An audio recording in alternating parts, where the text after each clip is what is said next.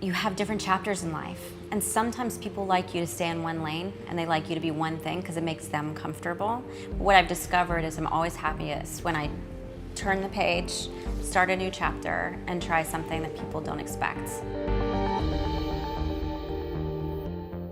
You've been so instrumental with the Time's Up movement and really helping to bring attention to that issue. Where do you think we stand now? Have we made progress, and how can we keep the momentum up with that movement? I think a tremendous amount of progress has been made. You know, the Me Too movement has been really powerful throughout the world. I read a news story today about women in Russia who have been speaking up in a way that they have never spoken up before. Women in Kazakhstan, Africa.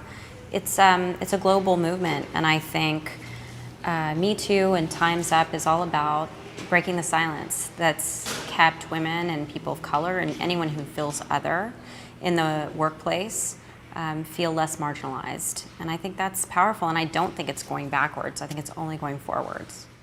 And you had even been active in a movement earlier, Ask Her More, which I don't know if as many people know about. So tell me what that was and why that was important. Ask Her More was a campaign around 2015 to have journalists on red carpets ask actresses more than what they were wearing. So, you know, it was just kind of this idea that these women worked really hard. It's actually a job that you had to perform to a certain level in order to get the acknowledgement of being nominated by your peers or by any group or entity, so that instead of asking about the fashion on the carpet, which is beautiful and amazing, but is not a creation of the actresses, that's something a company made, and bringing it back to the work that these women were doing, which is something that I think is really important. Get it back to the idea of what really got you there was the hard work and dedication of a performance that was extraordinary. So obviously this cause has been close to you for a long time, obviously predating Me Too and Time's Up. Yeah, I started a company 7 years ago to create better parts for women in Hollywood. And it came out of frustration and just reading a lot of really bad scripts, like really bad scripts, and thinking women are more complex and interesting than they are being represented on film. And as my work has grown, as my company has grown, it's become clear that you can't change the stories unless you're changing the storytellers. So that's why a big piece of our company is hiring female directors, female writers, women of color, people in the LGBTQ community, disabled women, just people who have not had their stories represented on film. And it's been incredible, the response that has happened. And as companies are becoming more open-minded to the ideas that we need different storytellers, it's become an incredible time to be in our business and being a producer who is mission-based. So I read a great quote from you, a pretty powerful quote, where you said, "It's not just the art you make, it's how you make the art that brings consciousness to the audience," which is stemming out of the same idea you just described. So even now, this is, you know, a predominantly female set, and the video team today is all female. Why do you think that impacts the final project and the way stories are told? Why is changing the storytellers and the people behind the scenes so important? Well, I think you can't expect every movie to be made by the same 20 men and feel like you're getting different stories. And that has been, by and large, what's been going on in Hollywood for a long time. And you can't expect people to care about the stories the same way when it isn't from their perspective. So a lot of what we talk about in Time's Up, but also at my company, Hello Sunshine, is how do we get a holistic overview of every kind of part of entertainment, whether that's television, film, digital entertainment, mobile entertainment, social media, even shows that we're creating for social media. How can we tell a perspective that hasn't been seen before? And I think it's just different. I mean, we talk about the male gaze versus the female gaze. Women tell stories about women in different ways. People of color tell stories about people of color in different ways. And I think variety is the spice of life, and we're supposed to be seeing each other's stories. It's how we build compassion in this world. And I have firsthand for 25 years seen what movie making can do to communities all over the world. the impact a movie like, say, Legally Blonde can have on women in China or India. I have women coming up to me and saying, in Belize, I went to law school because of Legally Blonde. So just taking that idea and saying,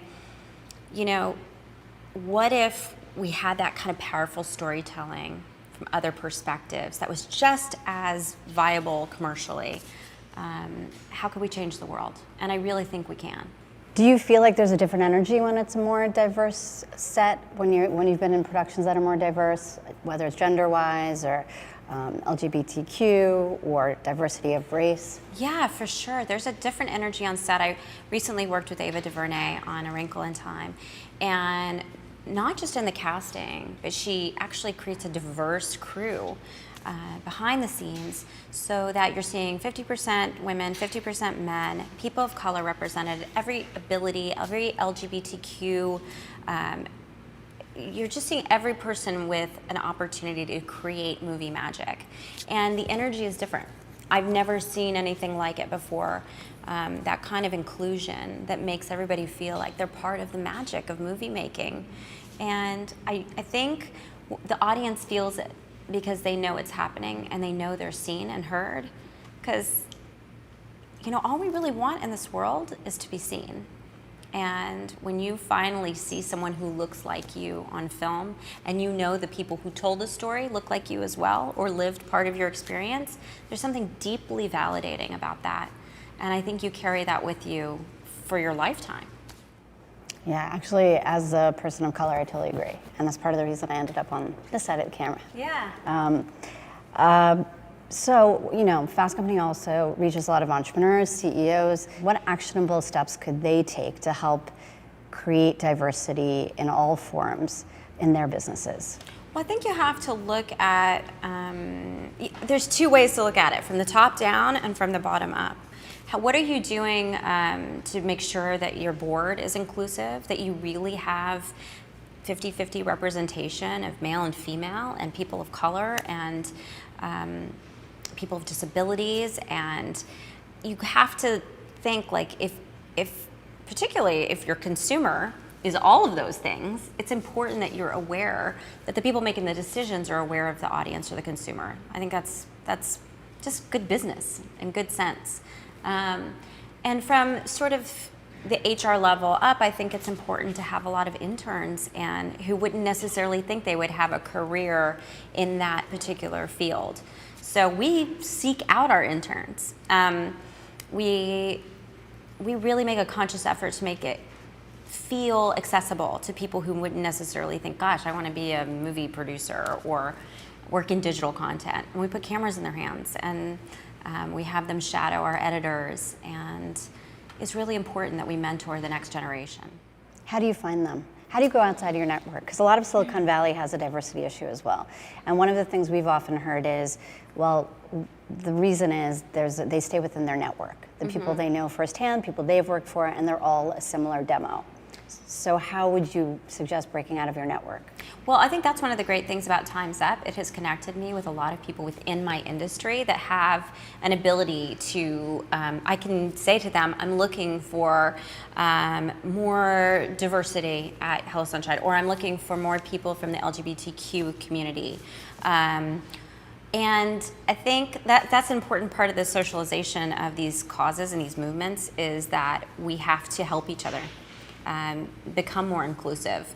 So I'm working with Ava DuVernay. She has an incredible company called Array Now that helps people of color become filmmakers and showcase their work. But it is also, she has an incredible network of people who work behind the scenes. So that's very helpful to me. We struggle sometimes in the digital space to find people who have grown up the ranks in social media, in digital, and so I think that's a new frontier for us that we need to kind of tackle and conquer. But we're always probably making more calls about who to bring in as interns than worrying about who's on our board, I think. So a general question, who's a female role model of yours? And how has that person shaped you and given you advice that you carry with you even today? Gosh, I have a lot of female mentors. I mean, Oprah comes to mind. It's because I had the extraordinary opportunity to work with her this year and travel with her promoting a film.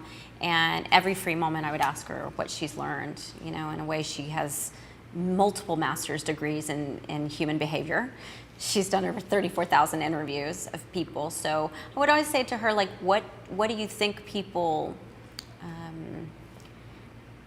what do people want? What's the one thing that's sort of the connective tissue of humanity, of people you've met? And she said, people just want to be seen.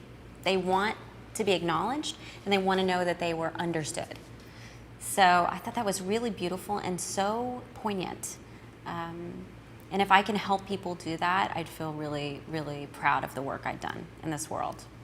But I have so many female mentors. I love Mindy Kaling as a woman who saw a deficit of characters like her and thought, well, why not me? You know, why don't I write my own character? And then it became, why don't I write my own show that I star in? No one's gonna write it for me. And I love that attitude that you can't sit around and wait for the phone to ring. You have to be proactive, and sometimes you have to do things that are completely frightening and foreign to you and pretend you're brave. And then you get braver along the way. I always say it's like jumping 2 feet into a cold pool and figuring out how to swim later. But you can't get anywhere, you know, new in life if you're not pushing against the boundaries. And that's kind of how you created Hello Sunshine, right? Yeah, I mean, I created Hello Sunshine because, first of all, I started looking at consumer behavior. Women are going to the movies less. They're watching a lot of streaming, a lot of social media, a lot of digital content. And people are like, what's digital content? Well, a lot of it's just that stuff you see on the internet. Like this. It's just not on broadcast, but that's what I was noticing it in my life. I was noticing in my friend's life. I was noticing my 18-year-old daughter was watching a lot of that, and my 14-year-old son.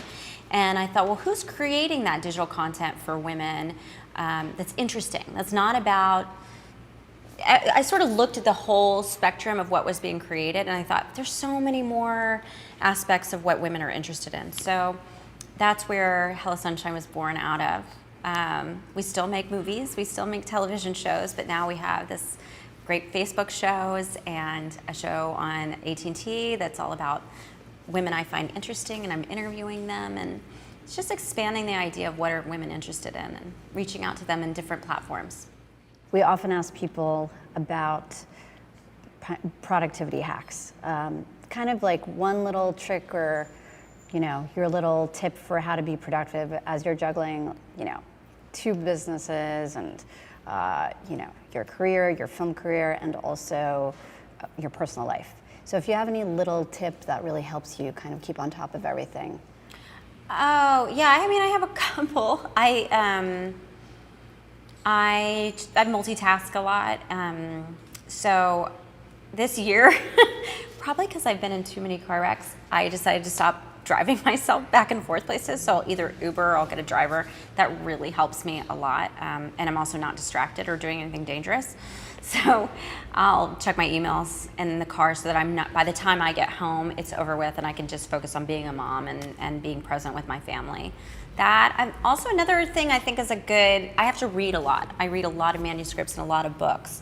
So whenever I get a chance and I feel like I'm a little bit tired and my reading isn't going to be as accurate, I also download Audible books and I'll switch from reading to the Audible. So I can get through things much quicker like that. And also, sometimes your brain is just working in a different way. It's easier to absorb information if you're hearing it as well. So that's my little hack. I think that's it. Is there anything you want to add that I haven't covered that, you know, you just want to get out there, whether it's having to do with Time's Up or your businesses or your projects? It's fun. I'm having the time of my life. I'm honestly having the time of my life. I had no idea that my career would just get better and better. And I think it's important that people know, like, you have different chapters in life. And sometimes people like you to stay in one lane and they like you to be one thing because it makes them comfortable. But what I've discovered is I'm always happiest when I turn the page, start a new chapter, and try something that people don't expect. And it's scary sometimes. You don't know if it's going to be successful or not successful, but you'll never know until you try. So try it. Go out there, try it. Excellent. Thank you, Reese. Yeah. That was amazing. Thank you. Great questions. Well, thank you. I love it when the camera women let me nod. Yeah. Yeah. I'm like, yes.